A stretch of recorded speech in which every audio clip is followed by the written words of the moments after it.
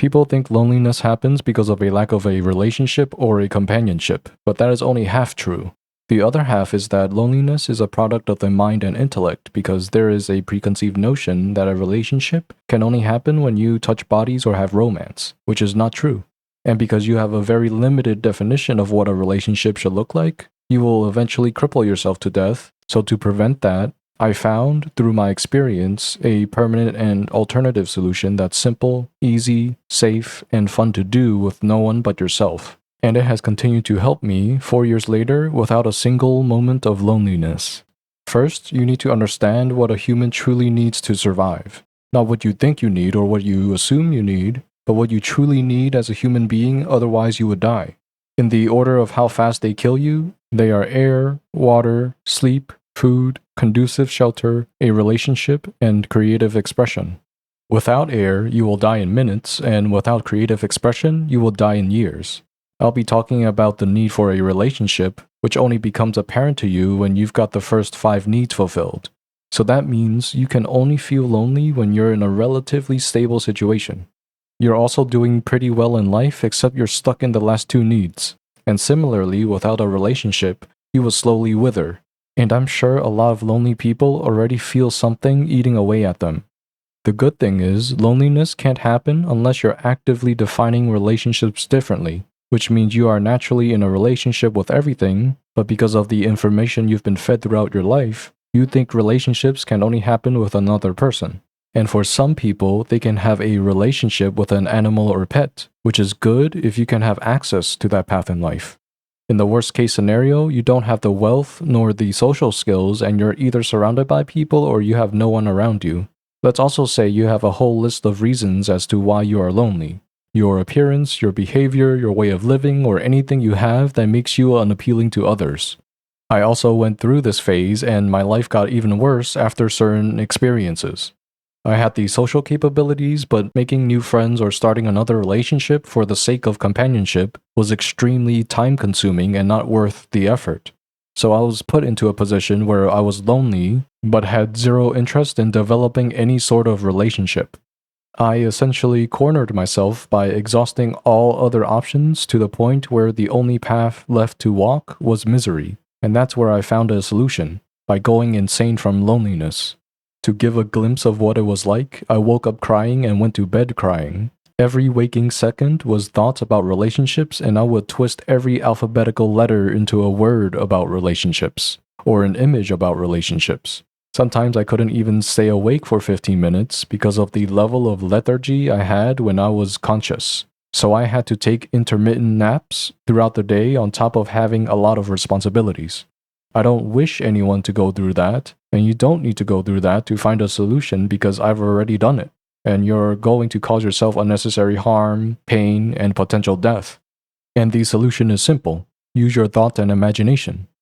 Okay, but what do I mean by that? For people who may make an excuse by saying that they don't have an imagination, you need to understand that loneliness or any mental illness cannot happen without an active imagination. So what you're going to do is utilize your capacity to imagine the negativity of being separate from everyone else and mold it into something positive and beneficial for you. It takes a lot of energy to be negative, and all you're doing is tapping into this pool of energy to make your life easier and more efficient so you can finally get on with your life. Before moving on, you'll likely start crying a lot, so I suggest doing this in private with something to wipe your face, if that's what you prefer. I also suggest not holding back and to fully experience the sensations, as it will be of maximum benefit to you. Also, recognize that you'll be experiencing tears of joy, not of sadness. You are releasing and detoxifying yourself from negativity, not being immersed in it. For some people, all you've ever wanted was someone to accept your existence, and that would be enough. For others, maybe you've wanted a lifelong partner or friend. With thought and imagination, you will be creating this character that you can have access to wherever you are, and it's free. Start by thinking of what you wish a loving partner would say to you. It could be along the lines of, I love you, I trust you, you went through a lot of hard things in life, and you don't have to go through any of that anymore. I love you and I trust you. Maybe you thought of other words and fantasies, so you can pause and take your time to find them. And whichever words strike more emotion into you, just continue to repeat it in your mind and amplify that emotion. As your emotions build up, you'll naturally find more words to connect with, and it will help amplify your emotions further. Once you've reached the highest peak of emotion you can get, this is what love feels like, and you can store this sensation into whatever label or name you want. Name it anything. For some people, you don't need a label to amp up the emotion to this same level of intensity. Eventually, with whatever method you use, you can tap into this state immediately and perpetually just by uttering the sound or name. I have changed the name of this character twice, so you can really do anything with it. This sensation is yours to keep, and it can evolve with you as you age or head into different stages in life. All you're doing is keeping yourself at an emotional high, and it's your choice whether you want to go back into negative emotion or stay in positive emotion. You can still enter in any relationship. The only difference is that you can now spot people who are emotionally stable because you are in permanent emotional stability. So anytime you feel lonely, start repeating these words and generate the feeling of love within yourself. If you have a name for the character or a label for the state, you can use that as well. Eventually, you'll stop feeling lonely altogether. It took me about 1 to 2 months of feeling lonely on and off throughout the day before the sensation of love sank into me and I stopped feeling lonely. But it will be an enjoyable journey because you get to feel the warmth of your heart. For those who want to know more about how this method is applied in other cultures, about 2 years after I cured loneliness, I stumbled upon the yogic culture of India, and more specifically, they have a culture of god-making, which you may know as deities. But in the context of the yogic culture, yoga is all about the science of creating yourself to be the best human you can possibly be. So the process of creating deities was one way to achieve this.